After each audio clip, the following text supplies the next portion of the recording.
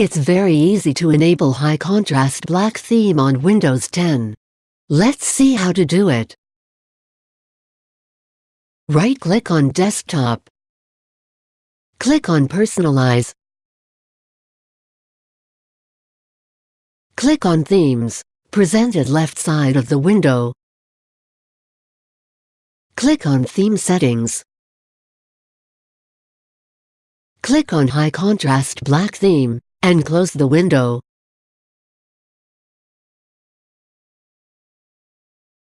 Now, High Contrast Black Theme is enabled. To check out more tech videos, click here. To subscribe GuruAid channel, click here. For instant tech support, call GuruAid toll-free numbers